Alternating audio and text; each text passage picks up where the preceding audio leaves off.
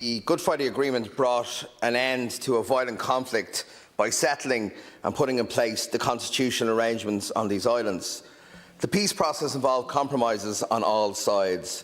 It involved different building blocks from different parties to the dispute.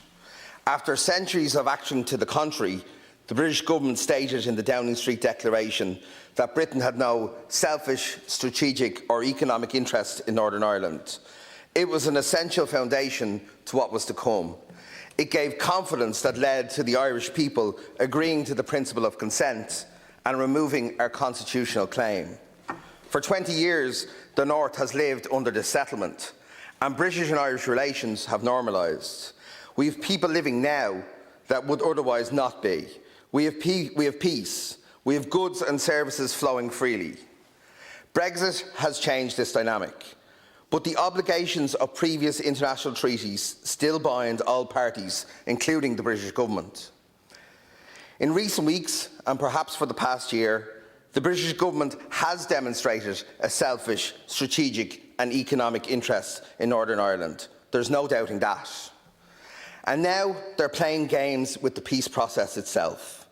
By seeking to pull the foundation block that is the Downing Street Declaration, they're playing Brexit Jenga with the Good Friday Agreement. The Northern Ireland Protocol, ratified in January, provides that the North will come under the EU's customs code and single market rules. It prevents a hard border. A single market ensures a level playing field for businesses to trade without tariffs. But would that single market and that level playing field be level if, from the outside, the UK are giving state subsidies to their companies, if they're allowing products produced at a lower standard or workers employed on lower conditions? Giving the UK access to the single market without some checks on state aid and standards wouldn't just be a bad deal, it would give all EU companies an unfair start in their own single market. And to those in the UK who believe that this undermines the integrity of the UK or infringes on their sovereignty, can I remind them that the north of Ireland is not North Yorkshire. Foyleside is not Tyneside. The north until 1998 was a disputed territory. Sovereignty is one thing, but when competing sovereign claims rub up against each other, they create friction. The EU and the Good Friday Agreement were tools designed to prevent such friction, to maintain peace. The unpredictable nature of British politics and the changing demographics mean that a border poll may end up on our agenda sooner than we had imagined when we ratified the Good Friday Agreement. I believe at the moment the Republic, at civic and governmental levels, is ill-prepared to begin the vital debate around unity, which is needed before we even contemplate a border poll and a related referendum in the South. A border poll alone will trigger a multiplicity of questions and debates about how we share this island. We need to prepare for that debate. We need to prepare for how we truly share this island. How do we envisage 6 counties of our country which have been governed under a different regime for 100 years relating to the other 26? How will people access health, education? How and where will benefit from inward investment? And how will we avoid another tribal conflict that was almost the inevitable consequences of the original crude sectarian division? What are the necessary conditions that we want to see for unity of our country? How do we ensure unionists and loyalists who do not see themselves as having an Irish identity see themselves as part of the outcome of a united and sharing process?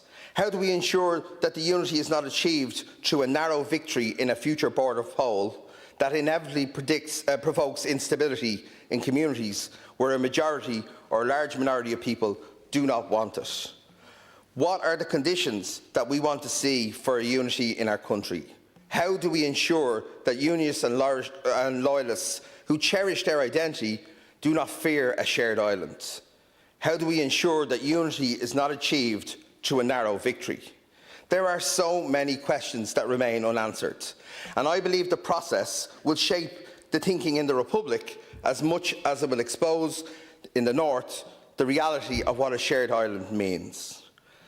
Fianna Fáil is ready to lead that process. We want a united Ireland, but we want to have a unified people, unified around shared values that are not about a fourth green field, but rather sharing our labour and the fruits of these fields.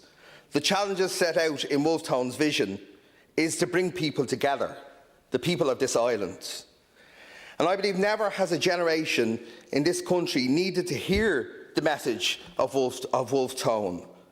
As we prepare for the coming changes, we have to remind ourselves to be of Wolfe Tone and not to be tone deaf to the views of the other people who share this island. The challenge for this generation is to take the settlement offered by the peace process and decide how this island will look in a post-Brexit Ireland, in a post-Brexit Europe.